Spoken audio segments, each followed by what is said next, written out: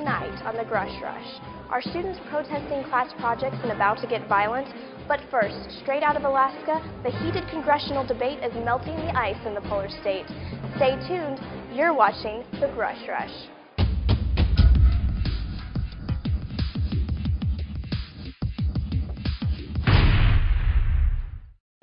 Hi, I'm your host, Lauren Grush.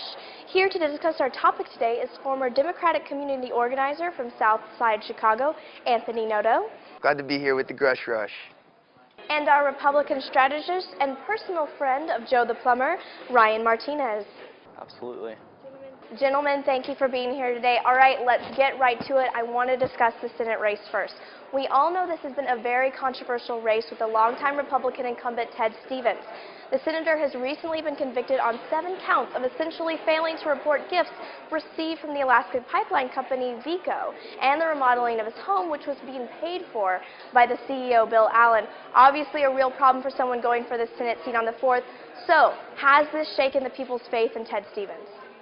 I think so, Lauren. Polls showed a large swing of people in favor of the Democratic challenger, Mark Bejic, since Mr. Stevens' trial started in July. The DNC has poured a lot of money into the state, and the Bejic campaign has raised over $1.3 million as well. I think this is a great indicator of how well we will do on November 4th, despite the latest polls showing that Stevens has been closing the gap. That's right, Lauren. Republicans and Alaskans alike are showing that they are proud to call Ted Stevens their senator. See, Alaskans remember that Senator Stevens was there fighting for the state of Alaska before it even was one. As the chairman of the Senate's Appropriations Committee, he brought about unprecedented federal dollars to almost every segment of the Alaskan economy. Alaskans realize this, and it has won him plenty of favor as a senator. Yeah, I mean, that might be true, but let's remember that Ted Stevens is a king of pork barrel legislation, something that even John McCain disagrees with. I mean, his famous Bridge to Nowhere, which, by the way, cost the taxpayers $320 million, is just one example. I mean, when it comes down to it, this is a convicted felon, and I know that it's the last person the Alaskans want representing them. I mean, even as the famous political scientist Sean Theriault said, candidates run for Congress by running against Congress. I mean, how can he do this if he has proven to be one of the most corrupt Washington insiders? All right. All this talk about Stevens, what about the Democratic opponent, Mark Bejic? Well, look, Mark Bejic only has 2 positive things going for him. The energy of the Democrats this year and the fact that he was a decent mayor of Anchorage. Quality challenger, all right. But I think Ted Stevens has a record to show that he has served Alaska well for over 30 years, while Mark Bejic has words. I think the biggest question voters will ask themselves is that does this typical tax and spend Democrat actually have the experience against the longest running Republican congressman in history? And can he bring about the prosperity that Senator Stevens has delivered for over 30 years?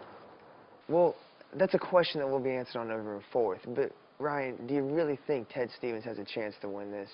There are now FBI wiretaps that have Ted Stevens admitting to taking illegal money from Vetco and having no remorse for it.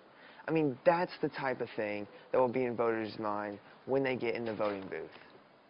Well, obviously this is creating a lot of buzz about the Senate seat, but let's talk about something I haven't heard too much about, the at-large district House race with Don Young and Ethan Berkowitz. Well, we all know the longtime Republican incumbent Don Young is going for his 18th term as a successful representative. Alaskans even call him their 3rd senator because he, like Stevens, has done so much for the state. Don is very well liked, and Democrats have no cheap shot scandals to pin him with. His recent vote against the $700 billion bailout plan is something that went down very well in Alaska, and they know they can trust him again. Lauren, even the Alaskan Republican Party has not been fully united behind Don Young. I mean, Sarah Palin chose not to endorse him during the primaries, and many others have abandoned him, claiming that he has ties to sketchy deals just like Ted Stevens. The Democratic challenger and former State House Minority Leader Ethan Berkowitz is not only the right choice for this seat, but he's up by 8 points in the polls, because Alaskans, like Americans, see the empty promises that Republicans are giving once again. I think Alaskans might be pairing Don Young with Ted Stevens, which is exactly what the Democrats want. Mr. Young's reputation for steering federal dollars to Alaska is about as legendary as that of Senator Stevens. Everyone does know that the two worked very hard for the infamous Bridge to Nowhere. Exactly, Lauren. I mean, Don Young's nickname is Mr. Pork. And I also hope voters remember his comment on how Katrina victims can, quote, kiss his ear. I mean, Mr. Berkowitz has been a wildly successful mayor of Anchorage, and people see that. This is the year for Democratic challengers, and the rightful unpopularity of the GOP will, I predict, help Mr. Berkowitz pull out with an at-large district win. Despite community organizer Noto's, I'm sure, very wise predictions, the positive record of a pro-Alaskan value of both incumbents is overwhelming, and both have proven to be very good to Alaska and their constituents.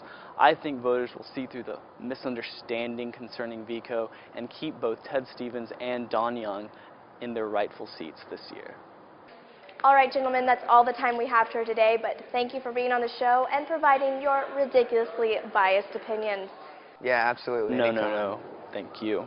Now for Lauren's last line. All right, now first off to the Senate race. Ted Stevens truly has done a lot for Alaska, and he is the long-term running incumbent. But I think that the scandals coupled with a bad Republican year are just not enough for him to pull through on this one. I'm predicting he's going to take about 46% of the vote. Some independents will take some of the slack on that, and then Mark Bedgick will pull through with 52% of the vote. Now on to the House race.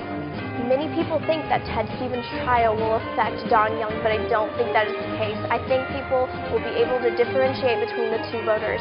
And yes, Ethan Berkowitz has proven to be a quality challenger, but I don't think he has raised near enough money to overcome Don Young on the 4th. Look for Young to get 54% of the vote on Election Day. But then again, that is just my opinion. That's the last line with Lauren. You've just been grushed. Thanks for watching. I see trees of green, red roses too. I see them bloom for me and you. And I think to myself, what a wonderful world.